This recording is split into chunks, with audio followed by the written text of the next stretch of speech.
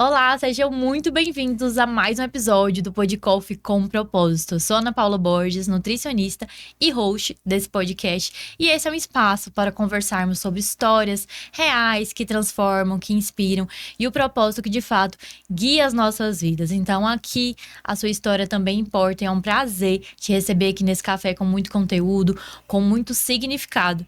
E hoje o assunto tá muito legal, porque o nosso bate-papo vai ser sobre identidade, sobre saúde mental, sobre chamado e sobre comportamento humano.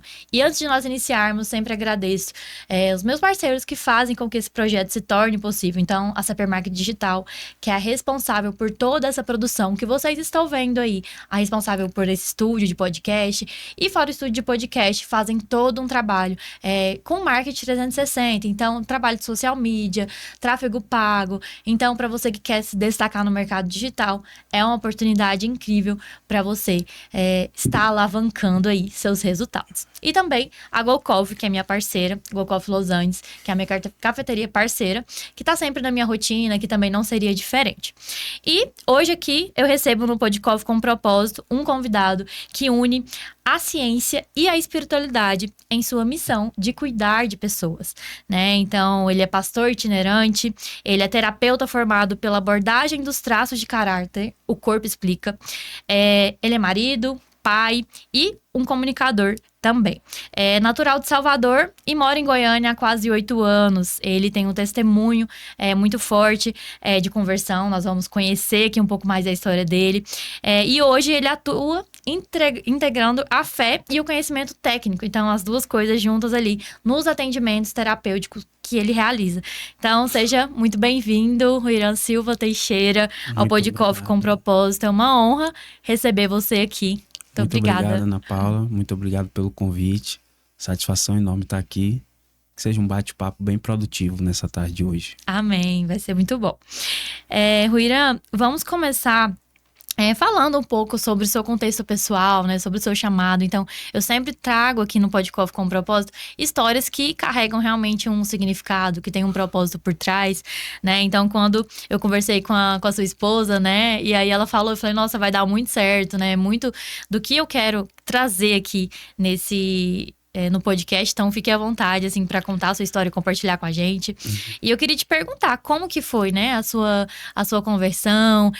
Quando que você entendeu que tinha um chamado ministerial, né? Como que foi tudo isso? Conta pra gente um pouco. As coisas de fato foram se efetizar, foram se tornar efetivas ali a partir do ano de 2006. Uhum. Só que houve toda uma preparação de terreno ali na década de 90, né, onde houve todo um contexto familiar também.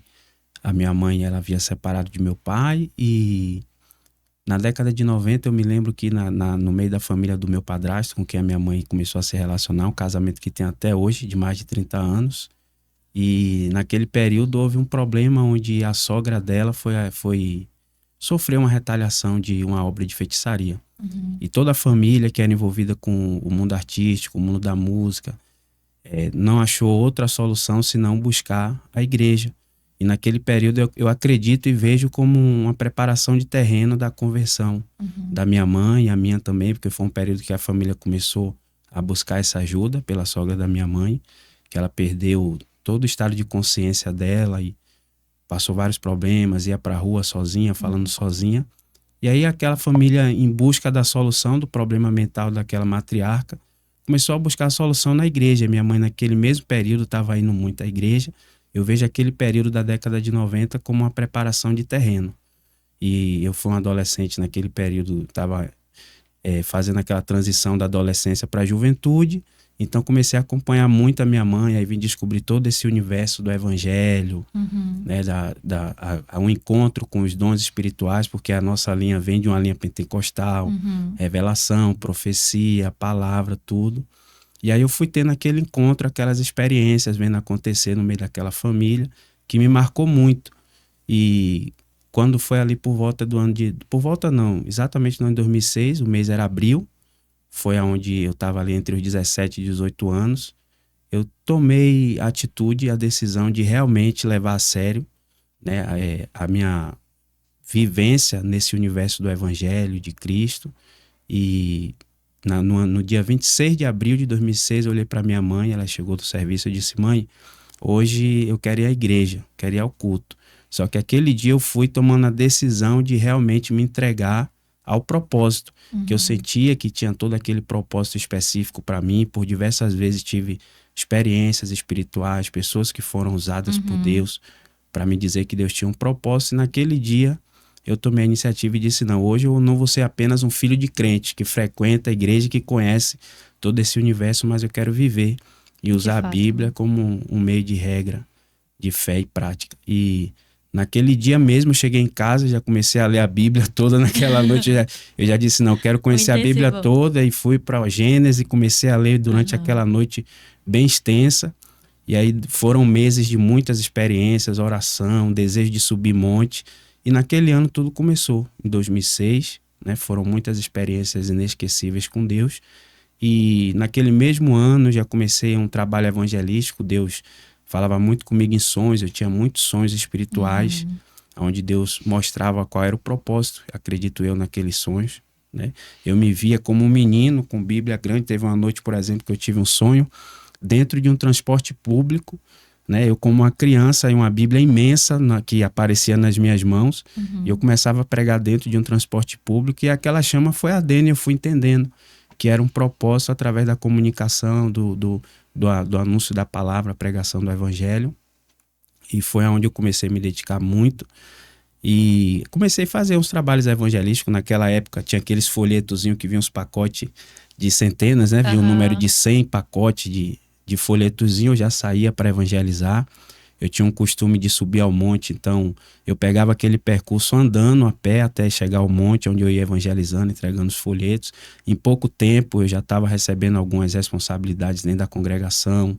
Fui levita nos primeiros meses, e ali depois já estava sendo dos dirigentes do trabalho de jovens ao sábado. Em questão de pouco tempo eu estava também sendo dirigente do grupo e departamento dos varões da igreja. Já foi muito novo, muitas responsabilidades. Então essas coisas foram acontecendo assim com muita naturalidade, e quando eu fui ver eu já estava em tempo integral envolvido com aquilo, com a obra, correndo, pregando. Depois já estava nos interiores da Bahia, recebendo algumas oportunidades, viajando, até que veio as oportunidades estaduais, viajando, tendo oportunidade. Sempre viajando também. Isso. E foi assim, uma coisa que foi acontecendo mesmo naturalmente da parte de Deus. A partir da decisão que você tomou. A partir daquela decisão, no ano de 2006, eu tinha todo aquele plano de fundo de experiências, mas não tinha uma vida dedicada ao ministério. Mas eu tinha uma noção antes, mas foi em 2006 que tudo começou. Naquele ano, no mês de abril, tudo começou a ver as oportunidades. E aí foi fluindo. Aí houve um período que eu sempre gostei muito de humanas, né? Devido a uma dificuldade muito grande que eu tive na minha infância, aquele conflito de menino, porque a minha mãe tinha terminado o relacionamento com meu pai biológico muito cedo, então eu tinha crises. Era toda uma questão de psicológica, né? Existencial, tudo isso, exatamente. E aí eu sempre fui muito interessado nesse tema de humanas.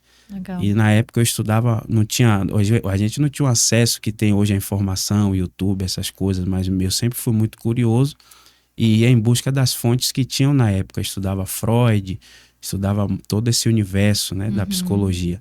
E eu parei quando eu comecei a me dedicar ao ministério. Eu tinha interrompido esse estudo, esse interesse pelo desenvolvimento humano. E aí fui para teologia, consegui uma bolsa de estudo pela Faculdade FATAD, estudei direitinho, formei em teologia. E depois que eu formei em teologia, que eu já estava no nível bem aprofundado do ministério, aí eu resolvi ali no ano de 2018 retomar os estudos da área de humana. Foi onde veio essa oportunidade ali com o Corpo Explica, o OCE, que é uma acadêmica de análise que você consegue uma formação de um jeito mais rápido. E foi onde eu conheci esse universo dos traços, chegou até a mim. Eu me identifiquei muito porque é uma técnica muito, muito eficiente, onde você consegue respostas muito rápido. E eu me lembro que naquele ano, quando chegou aquele conhecimento a mim, eu falei: nossa, mas me descreveu demais isso. Eu falei, eu sempre perguntava qual o sentido da vida, por que nós estamos aqui. Eu tinha respostas bíblicas e teológicas, mas eu queria um pouco mais com base ali científica, uma coisa mais... Ciência, né? A ciência. Então, Eu falei, vou voltar, vou retomar a área de humanas, é uma oportunidade. Aí estudei. Já era algo que você gostava, E né? isso era também a área que eu gostava.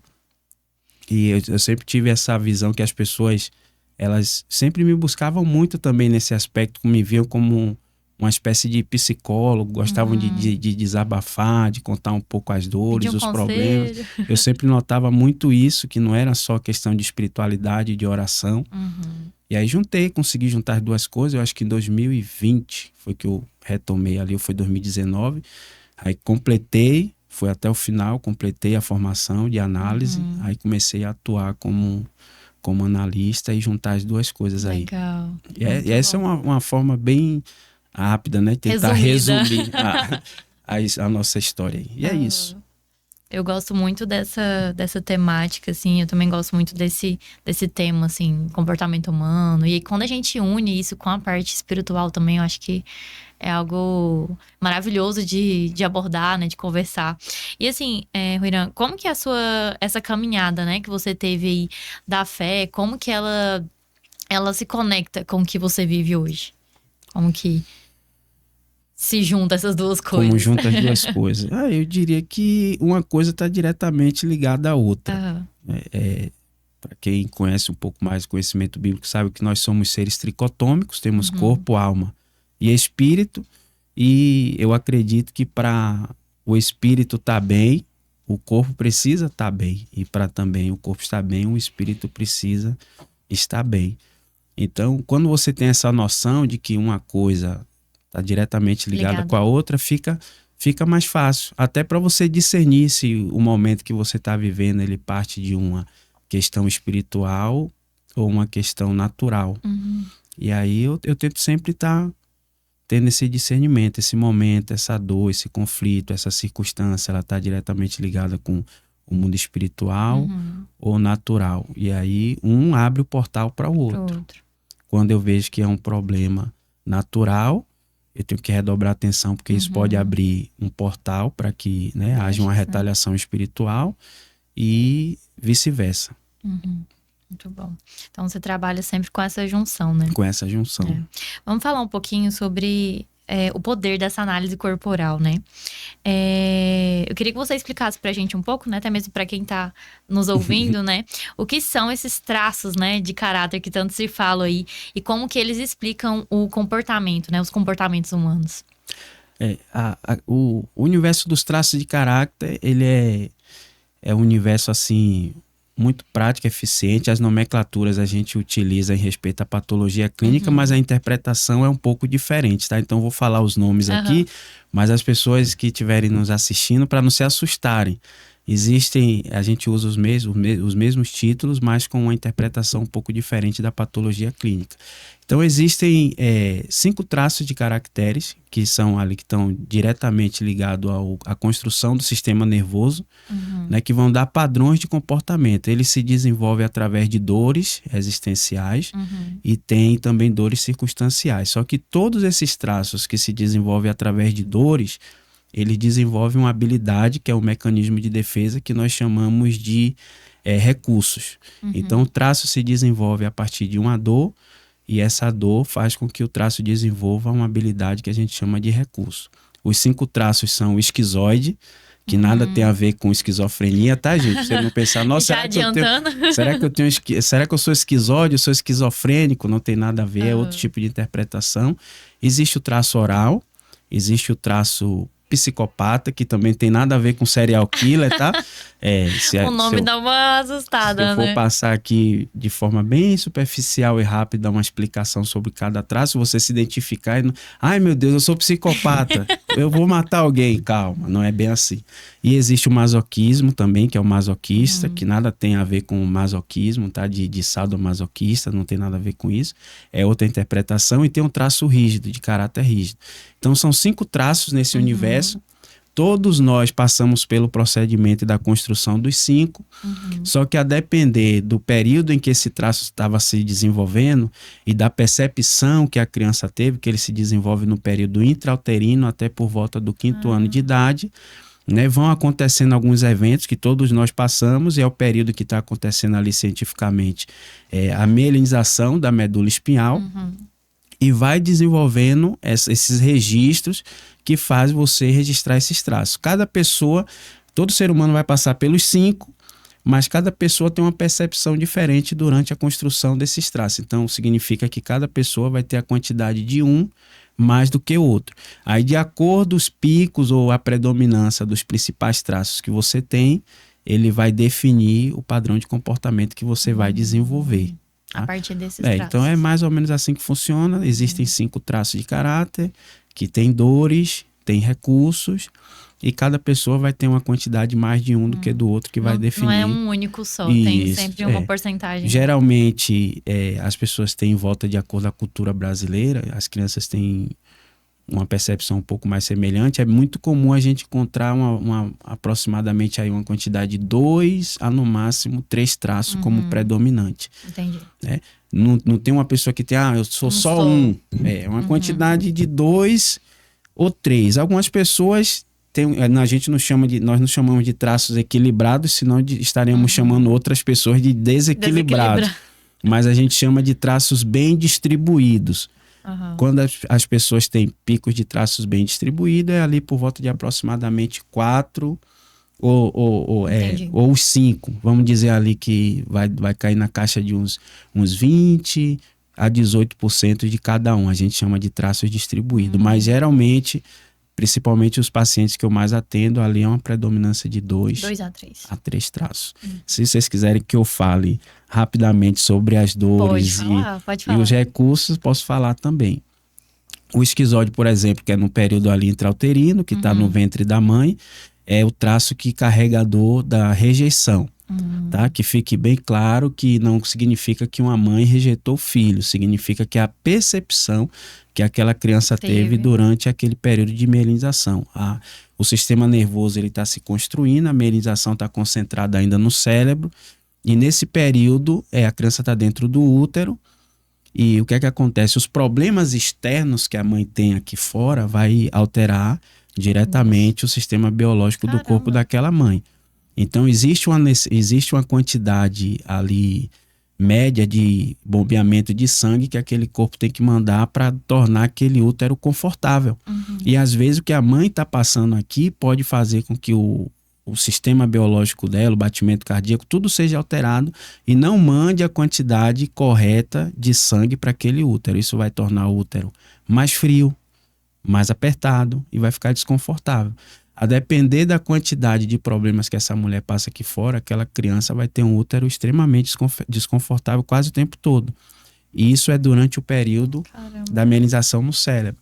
Aquela criança tenta existir no útero, o útero é o mundo daquela criança, ela não sabe que tem um mundo aqui fora, e a criança tenta mexer, o útero está frio, tenta mexer, está apertado. Então aquela criança se encolhe, não sabe nada, não está nem em estado 100% de consciência ainda, mas há uma construção ali do sistema nervoso, dos neurônios, da célula, que já está em um certo nível de avanço. Aquela criança sente que tem algo desconfortável, ela vai se retrair, ela vai se defender. E ela vai perceber que tem ali um lugarzinho onde tem concentrado na cabeça, que é a mielinização, que está liberando ali umas descargazinhas elétricas, tipo um choque. E é a estratégia que aquela criança vai ter para fugir daquela sensação ruim de frio e de aperto. A depender do nível que essa mãe sofreu aqui fora, seja problema financeiro, casamento, às vezes até uma ansiedade para tornar o mundo melhor para receber aquela criança da melhor forma possível, mas isso pode afetar diretamente o conforto da criança dentro do útero. Então a criança tem a percepção, o mundo aqui onde eu existo me rejeita, porque eu tento existir, tá frio, eu sinto um negócio, eu não sei que é frio, mas eu sinto que não tá me fazendo bem. Então aquela criança, ela se retrai. Ela tenta se esconder daquela sensação ruim. A depender do nível que isso aconteça, vai tornar aquela criança mais esquizoide. Só que toda dor gera um recurso. Então, qual é o recurso que os neurônios vai desenvolver? Eu preciso fugir dessa dor. Eu estou sentindo esse choquezinho aqui em cima, eu vou me concentrar e me distrair aqui. É tipo um videogamezinho. Então, ela desenvolve uma capacidade cerebral maior, um avanço, uma produtividade automaticamente intelectual. Então, geralmente, os esquizoides vai ter como... Geralmente, não. O recurso dos esquizoides é a criatividade. É aquela pessoa que tem um universo paralelo dentro da cabeça. Geralmente, quando está em ambientes públicos, ela tenta fugir daquele ambiente, se concentrando dentro da mente. Você já viu pessoas que andam no mundo da lua?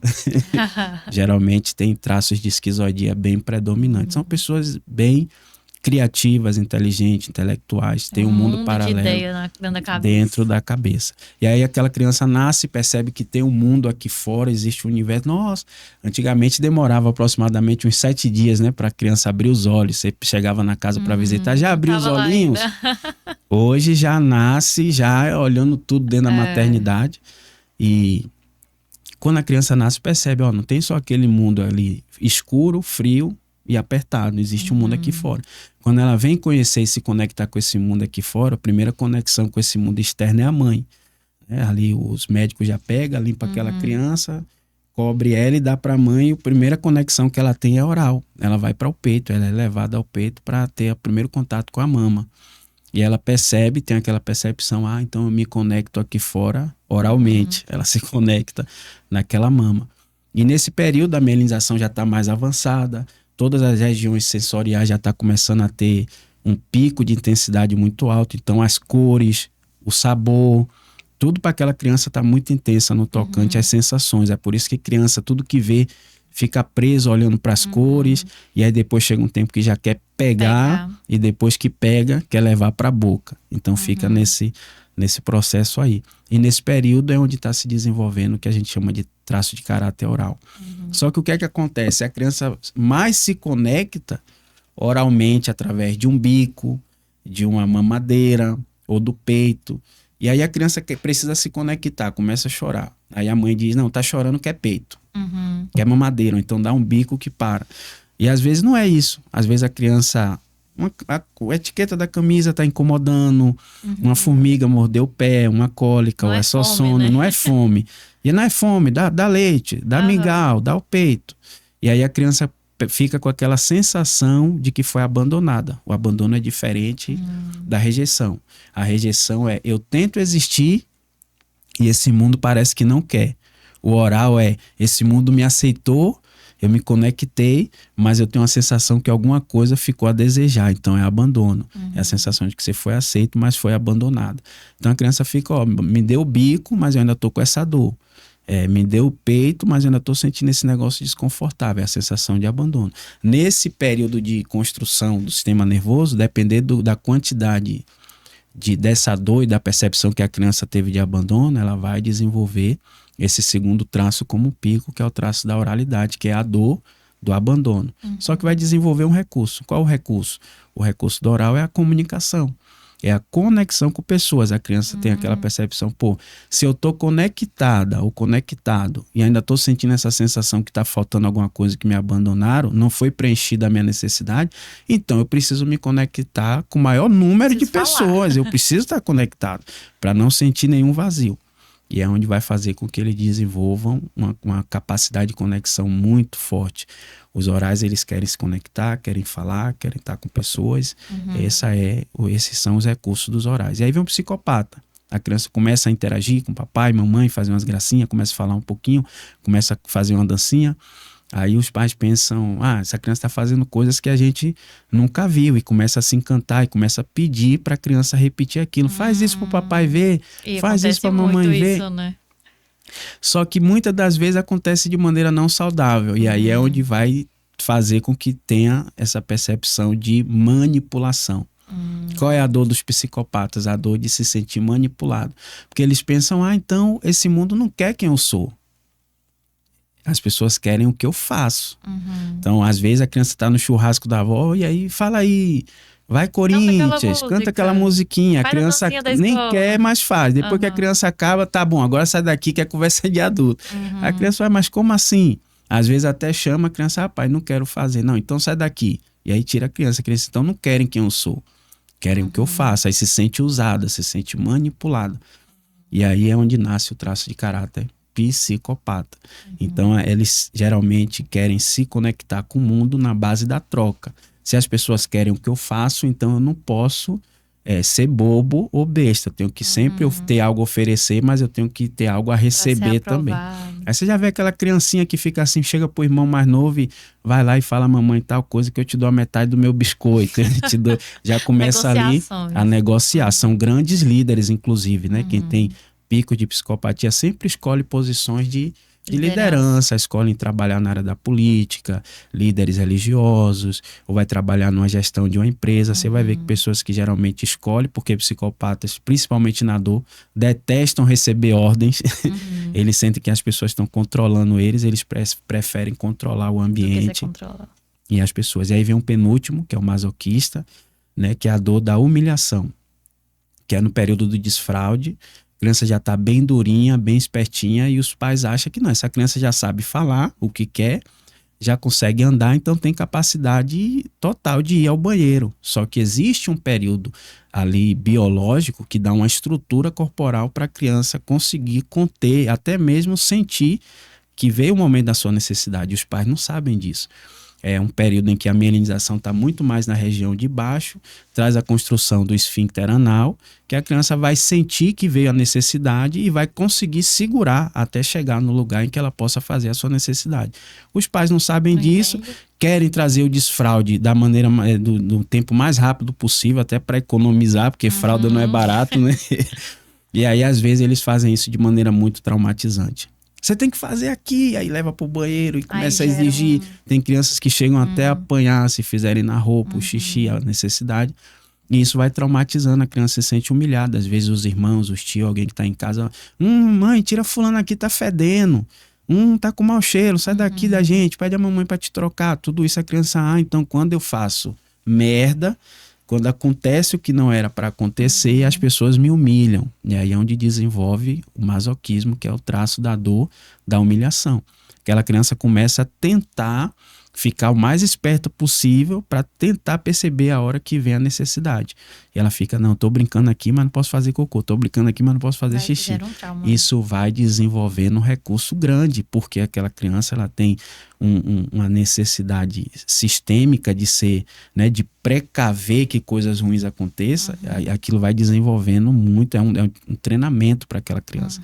Então, geralmente os masoquistas vão crescer também com essa capacidade de serem muito sistemáticos, de precaver que merdas aconteçam. Aquela pessoa que tá aqui, ó, esse celular vai cair, tira daí, não sei o que, ó, pega aquilo ali, põe aqui, põe lá e tal.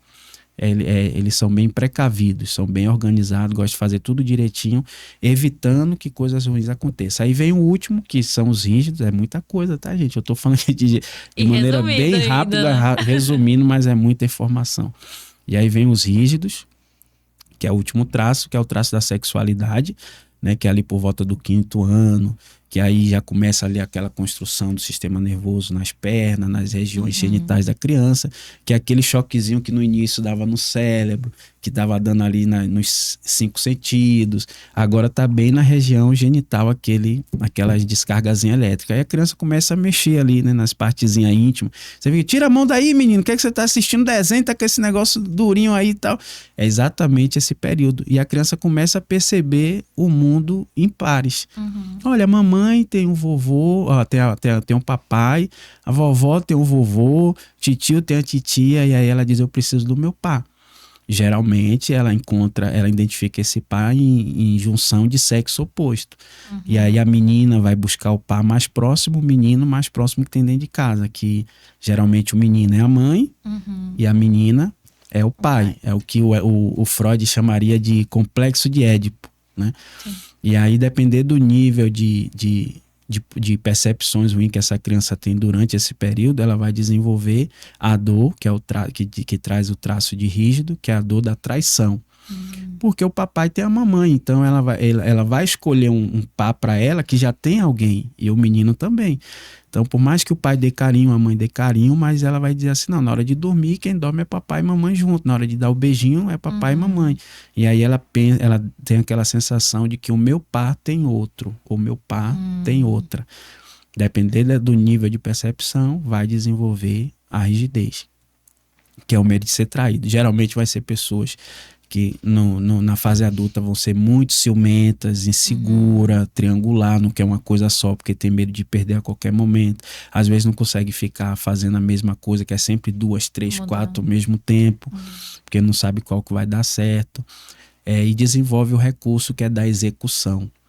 Né? Os rígidos são pessoas que têm muita energia para executar, são extremamente sensuais porque é o traço da sexualidade.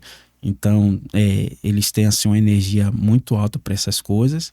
São bem perfeccionistas, porque a criança já começa naquela competição, né? Eu preciso competir com a mamãe, eu preciso competir com o papai. Se tiver psicopatia, então, e entrar no período da rigidez, vai até manipular o ambiente ali para ter uma briguinha, tá, gente? Você vê ali o filho que começa a criar situações pro pai brigar com a mãe, pra mãe brigar com o pai. Isso acontece muito, é muito comum para quem tem psicopatia e rigidez. E aí sente aquela necessidade de competir. Para você ganhar numa competição, você precisa ser muito boa, né, no que faz. E aí os rígidos vão ter essa necessidade de competir e serem bons naquilo que faz. Então vão ser muito exigente e perfeccionista. Vão estar sempre tendo a necessidade de serem bons em tudo que faz e mostrar que são bons. Precisa ser a primeira opção, com medo de serem trocados por uma opção melhor. É assim esse universo, são esses 5 traços. E tem uma predominância, por exemplo, para homem e para mulher, dos traços ou não?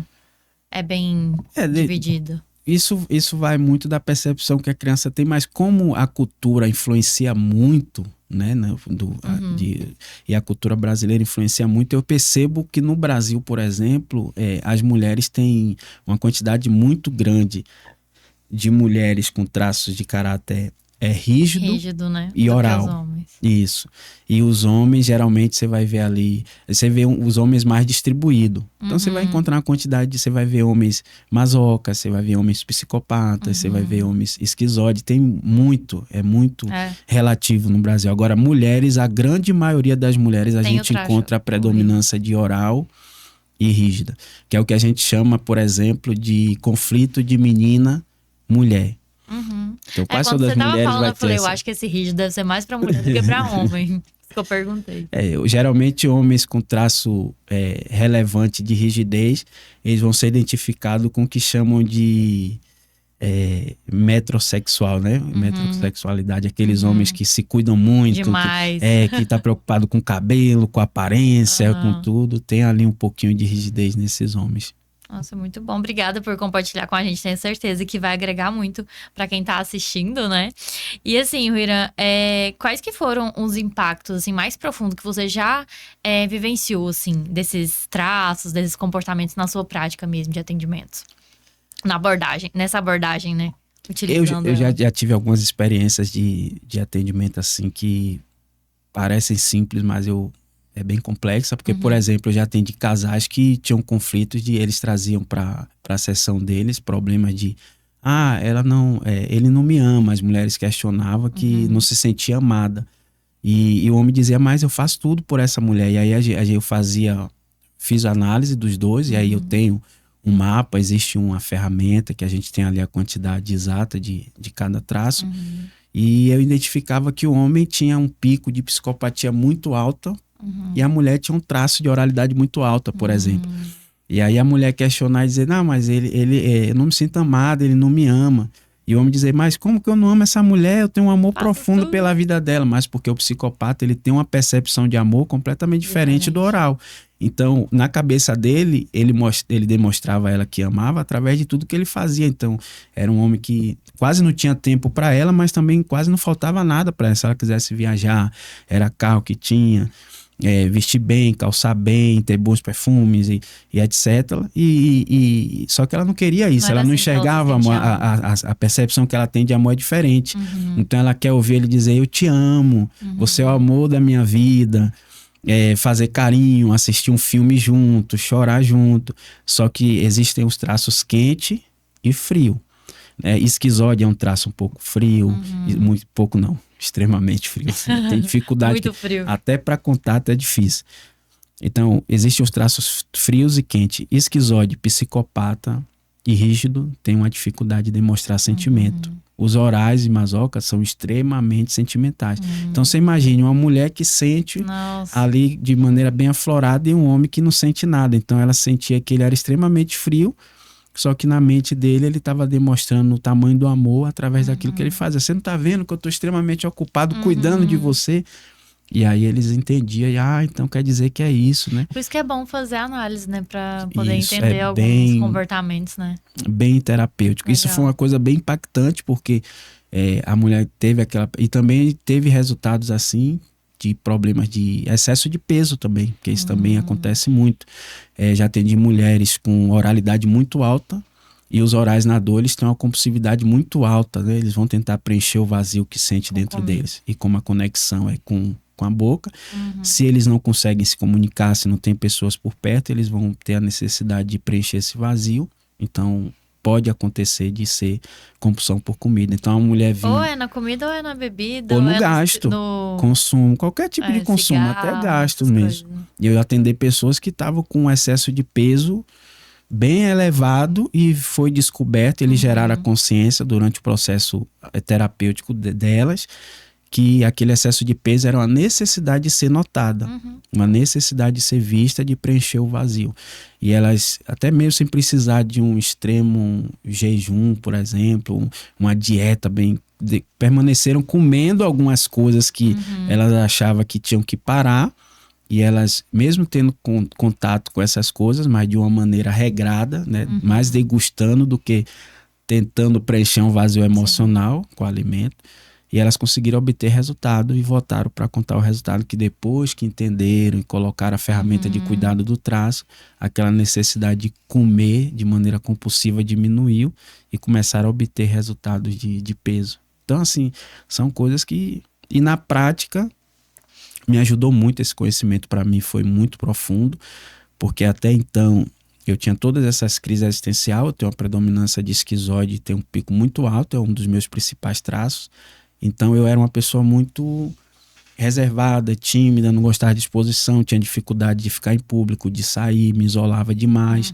E aí eu fui começar a entender da onde que vinha isso e como cuidar disso, né? Para que eu soubesse cuidar desse traço, mas também não deixasse de me conectar aqui fora, porque existe um mundo aqui que eu preciso me conectar. Aí logo vem seu chamado, né? O quê? Falar, tá entre pessoas, meu Deus do céu. E aí eu digo... Eu tinha uma dificuldade muito grande. Inclusive, às vezes eu pregava e acabava de pregar e vinha uma carga de depressão muito grande, de eu sair querendo me esconder e não aparecer para mais ninguém. Eu não entendia e achava que era espiritual. E aí entra aquela parte que nem tudo é espiritual. Sim. E aí eu comecei a entender, aí eu dou tempo para cuidar da minha esquizoidia. Quando eu me sinto bem, que a energia está bem cuidada, aí eu me sinto bem para estar, por exemplo, aqui nessa tarde... sem me sentir mal. Que massa. É muito bom a gente entender, né? Você até trouxe essa questão da compulsão, né, alimentar. E lá no consultório, como nutricionista, né, eu sempre atendo pacientes que vêm com casos assim. E aí o processo terapêutico entra de uma importância gigantesca, porque as pessoas não comem só para nutrir, enfim, às vezes elas comem tentando preencher alguma coisa, né? E não só comida, igual eu falei, né? Às vezes a pessoa vai no álcool, ela vai no cigarro, numa droga. Não. Então, assim, sempre busca uma válvula de escape, né? E tem que entender por que a pessoa faz isso, né? Normalmente é esse motivo que você trouxe. Aí entra a questão de ansiedade também. A pessoa, ela quer se sentir pertencente a algum... Ela se sente rejeitada, né? Ela quer mostrar algo pra alguém. Ou aconteceu alguma coisa lá na infância. Enfim, que quando ela comia, era um momento onde a atenção voltava, né? Tipo, para de comer. Então quer dizer que se eu comer, eu vou ter uma atenção. Tem várias coisas, né? Então é muito bom a gente entender. Eu acredito que com certeza todo esse conhecimento foi bom pra você, né? Inicialmente, pessoalmente, e pra você passar pra outras pessoas também, né? Então acho isso de muito valor, assim. E aplicando, assim, a questão da teologia, né? Com o cuidado humano. Como que você equilibra, assim, esse conhecimento seu técnico, né? Da terapia com o conhecimento bíblico? Como que você aplica essas duas coisas? Eu diria que eu tento primeiro entender o contexto da situação. E geralmente quando é trazido algum problema para mim, eu faço uma análise rápida ali, com o olhar treinado sobre os principais traços daquela pessoa, tento entender o problema, se o problema está relacionado com o traço que a pessoa tem. E quando a gente identifica, eu tento dar algumas dicas. Quando a gente percebe que existe ali né, todo um cunho de retaliações espirituais, que o apóstolo Paulo também diz que a nossa luta não é contra carne e sangue, são contra principados e potestades. Então, por exemplo, se eu vejo que a pessoa está falando sobre um problema que eu percebo que tem um traço que poderia estar fugindo daquele problema, porque aquele problema é circunstancial à dor do traço, mas aquela pessoa, mesmo tendo aquele traço, ela está sabendo lidar com aquela situação. E eu faço a identificação de que é o recurso do traço que está tentando lidar com aquele problema. Entendi. Então eu percebo, então não é o traço, não está relacionado a problema emocional. Aí eu vou correr para o mundo da espiritualidade. Aí eu vou buscar o conhecimento bíblico, aplicar, ensinar, se precisar de uma oração, uma coisa assim. Mas não tem muita dificuldade não, porque todos os homens de Deus, mulheres de Deus, em grandes partes dos textos bíblicos, a gente vai ver que muitos dos homens de Deus tiveram problemas, mesmo sendo extremamente usados, né, no mundo espiritual, com poder, com autoridade, tiveram problemas emocionais. A gente vai ver Elias, que desejou a morte, pediu a morte. Também fala lá mais à frente no Novo Testamento, Elias era sujeito às mesmas paixões que nós, pediu que descesse fogo do céu e assim desceu. Então, é natural que pessoas, mesmo tendo um grande envolvimento com o mundo espiritual, possam sofrer problemas emocionais. Então eu não vejo muita dificuldade para aplicar as duas coisas. Eu não vejo assim muita dificuldade. É só questão de discernimento, de saber discernir se aquele problema, aquela pessoa, se é um problema emocional ou é um espiritual. E tem alguma coisa que o seu ministério pastoral trouxe, assim, que a ciência não explica? Tem algum fato, assim, algo que isso te trouxe? Na academia a gente tem um jargão que a gente fala assim, o corpo explica tudo, né? Porque além da expressão, sensação, existe também um formato do corpo, tá? Que é desenvolvido através da dor do traço ali. Então você olha para o padrão do corpo e dá para identificar ali quais são os principais. E a gente diz o corpo explica exatamente tudo, acredita, gente, mas mesmo assim tem coisas que a ciência não consegue, que na verdade que a ciência não consegue explicar, né? Que eu tive experiências assim que a ciência não pode explicar. Por exemplo, a profecia, né? Revelação, são coisas de assuntos espirituais de um nível bem mais elevado do que o campo da ciência. Então aí foge do universo agora científico. Então foram coisas que eu vi acontecer, por exemplo, isso aqui não tem como a ciência explicar.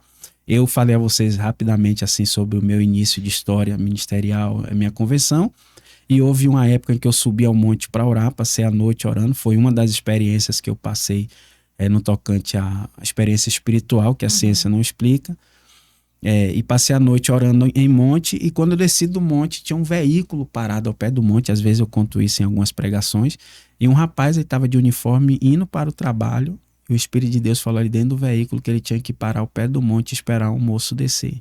E eu desci naquele dia, e aquele rapaz me chamou, eu muito cismado, falei, o que é que esse rapaz quer e tal, encostei, aí ele baixou o vidro e falou, entra aí rapaz, você tá com medo de quê? Você é homem de Deus, você é um menino de Deus, Deus te chamou e tal.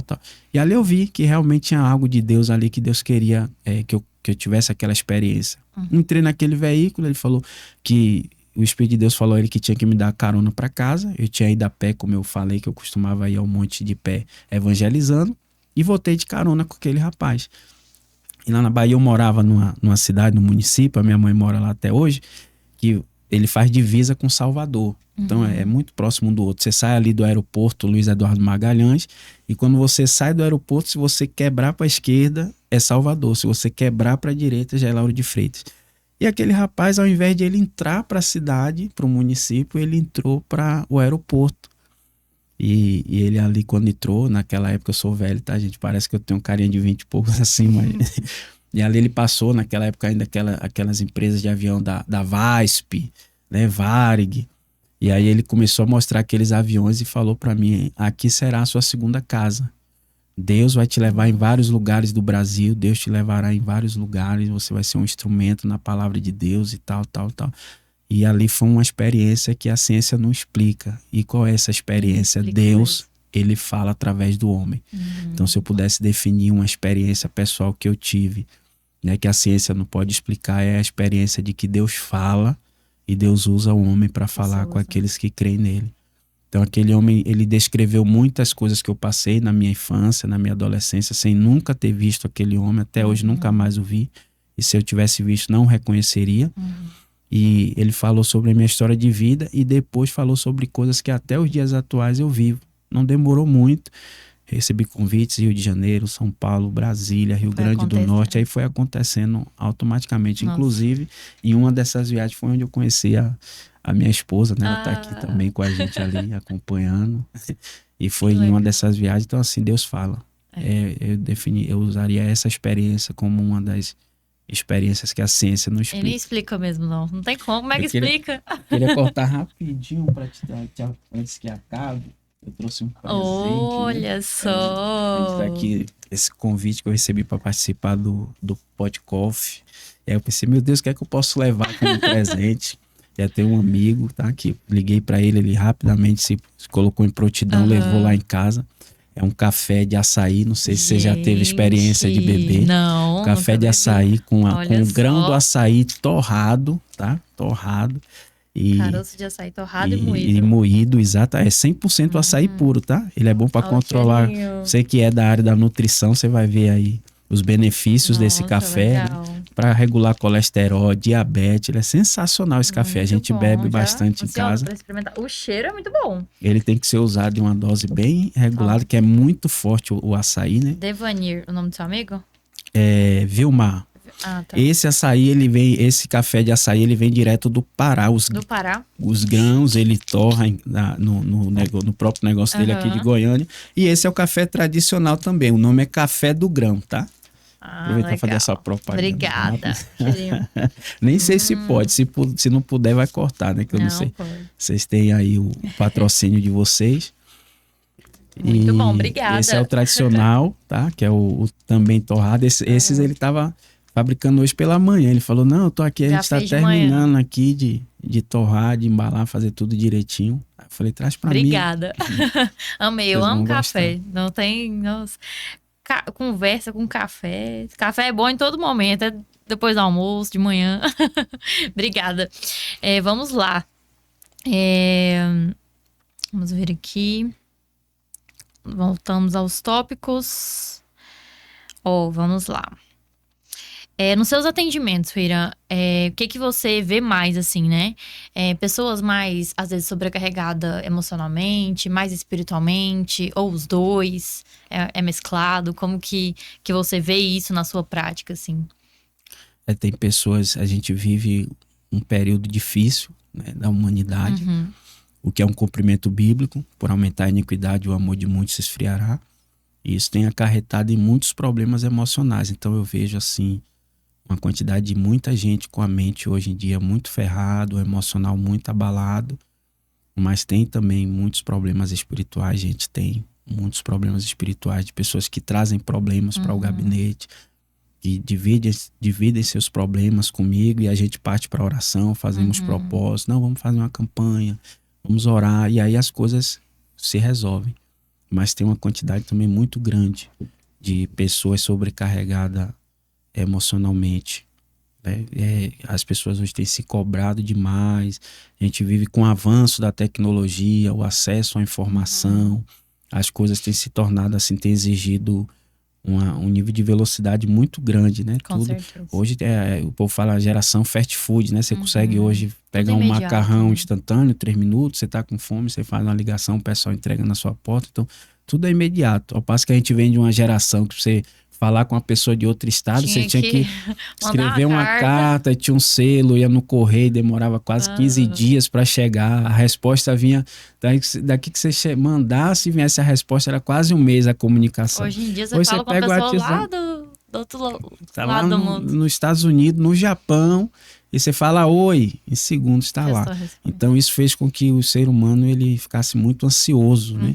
Com certeza. Uma necessidade de fazer as coisas muito rápido, se cobrar demais, isso também tem desencadeado muitos problemas emocionais. E tem uma relação direta com que era a próxima pergunta até, né? A questão da identidade, que eu acho que é uma temática muito boa de abordar também. Porque a saúde emocional, né? Acaba afetando. A pessoa, ela começa uma crise ali, né? Existencial, não sabe quem é. As pessoas se perdem tanto nas coisas que que elas querem conquistar com o avanço da tecnologia, a posição que elas querem chegar, que elas, como você falou, elas acabam se perdendo Sim. como ser humano, né? Quem eu sou. Hoje as pessoas são mais definidas pelo que têm, aonde chegam, os resultados que entregam. Então as pessoas, na ânsia de conseguir chegar em determinado status e posição da vida, elas acabam se perdendo como seres humanos. Então a gente vai ver aí uma crise existencial no meio de muitos, no mundo artístico, na indústria da música, cinematográfica. Tem gente que conseguiram chegar em grandes posições e tem problemas e crises existencial, né? Que conseguiram conquistar todo o dinheiro do mundo, mas como pessoas se perderam. Então eu acho que as pessoas têm que aprender a ter esse autoconhecimento, valorizar o autoconhecimento para ter essa estrutura emocional, não perder a sua identidade. O segredo para manter a sua identidade é esse autoconhecimento. A gente fala no Corpo Explica que você é quem você precisa ser. Todos nós temos cada um tem as suas predominâncias dos seus traços, e você precisa identificar quais são os meus traços, porque esses traços têm necessidade e essas necessidades precisam ser atendidas. Então as pessoas, elas precisam entender quem eu sou, né? Porque eu preciso ser. Eu preciso ser quem eu preciso ser. E não Tem um aquilo que o mundo propósito, né? exija que eu seja. Porque senão acaba gerando, acho que a maior parte dessas crises, né, de identidade mesmo, é que às vezes a pessoa tenta se moldar Ao padrão em alguém, né? Algo que já deu certo, aí pensa que tem que ser daquele jeito e a pessoa acaba se perdendo, né? Tem gente que fala, se fulano conseguiu, eu consigo Eu também. consigo. Depende. Depende. Depende. Sim. Não é porque o pássaro voa que o peixe vai voar também. Você tem que saber quem você é. Porque tem pessoas que vão encaixar perfeitamente em ambientes que você não vai encaixar. Então não é porque deu certo na vida de um que dá na vida de outro. É por isso que tem muita gente que até consegue chegar. Você pode tirar um peixe da água? Pode.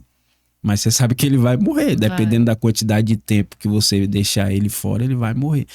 Então eu preciso saber se aquele ambiente combina com o meu padrão de funcionamento. E eu acredito, falando em propósito de Deus, eu acredito que cada pessoa vai ter a predominância dos seus traços de acordo com o propósito que Deus tem com elas.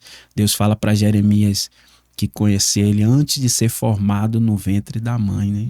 Deus já conhecia ele. Então eu acredito que o próprio Deus permite que tenhamos histórico de vida, e como soberano ele tem um controle absoluto de tudo que acontece com as nossas vidas. O que ele não faz, ele permite. E ele permite de acordo com o propósito que ele tem na vida de cada um. Aquele que Deus quer usar na comunicação, Deus vai permitir que desenvolva o traço da comunicação. Aquele que Deus quer na criatividade, Deus vai permitir que desenvolva os traços da criatividade. Então eu acredito muito nisso. De você identificar quem você é e se encaixar no universo daquilo que os seus traços combinam. Sim. Muito bom. É muito bom você falar disso, porque quando você trouxe a questão dos seus traços, eu me identifiquei um pouco, porque eu sempre fui a pessoa muito tímida. E aí, de repente, as coisas foram acontecendo, eu tava em palcos, eu tava morrendo de vergonha e indo.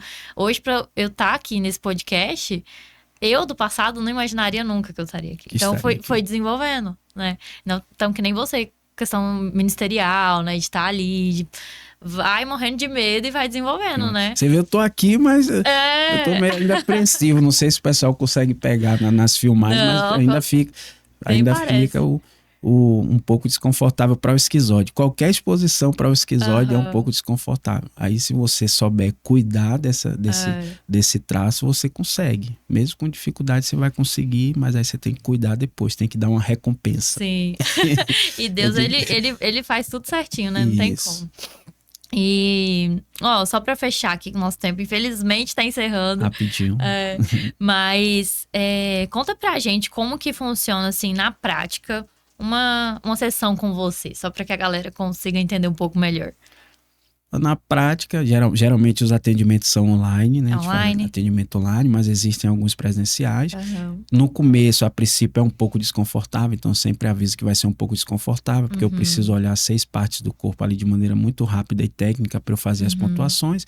Então é o formato do rosto, do tronco, da perna, existe a expressão sensação, então eu tenho que olhar o olhar, os lábios, mas é tudo muito rápido, a pessoa vestida mesmo, não precisa se despir nem nada, e eu vou pontuando ali no mapa.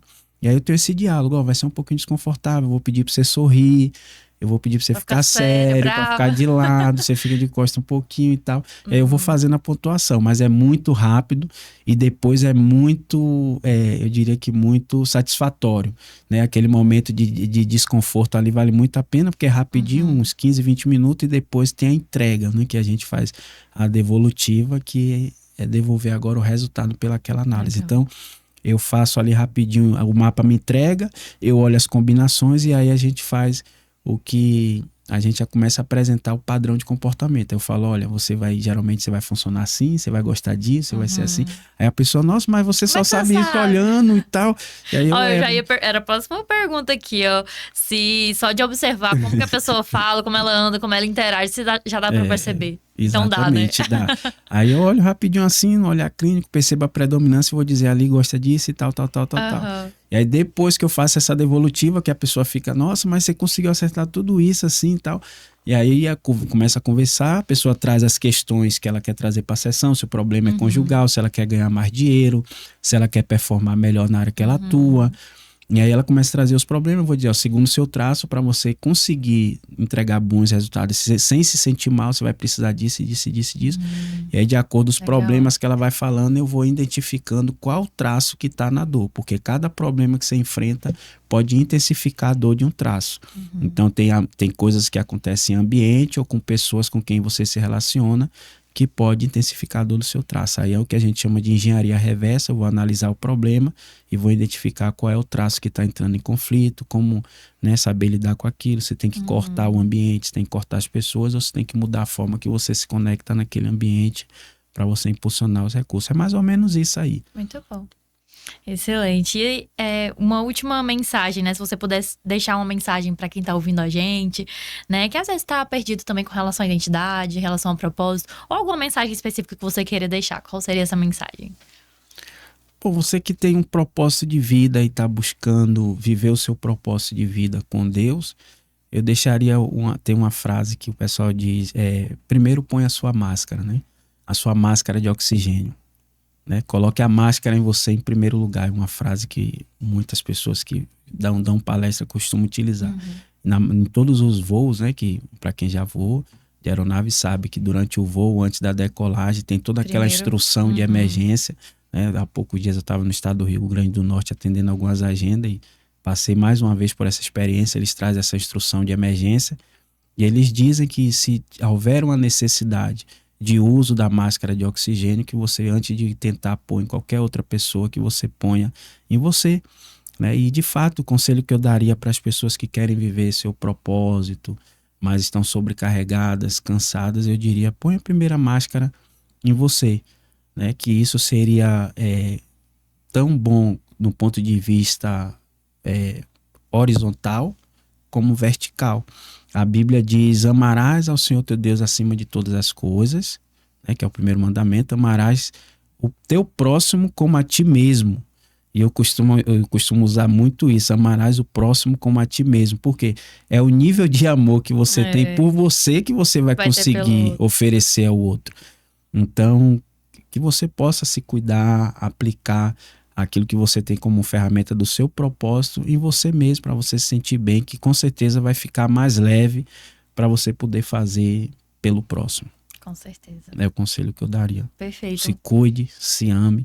Essa é a maneira mais saudável de você estar bem, para você oferecer um amor saudável ao outro. Conseguir cuidar do outro, você tem que estar bem. Conseguir cuidar do outro, você tem que estar bem. Exatamente. Perfeito. Muito obrigada, Ruirã. Obrigada por toda a experiência que você trouxe aqui pra gente, todo o seu conhecimento. Tenho certeza que valeu muito para as pessoas que estão ouvindo, assim como valeu para mim também. Então, muito obrigada pela presença, por aceitar esse convite. Quem sabe a gente marca um segundo aí, né, podcast, porque tem muito mais assunto. É, muita com coisa. certeza, pra gente abordar. É um assunto muito legal. Gostei muito, tá? E pra você que ficou até o final, muito obrigada.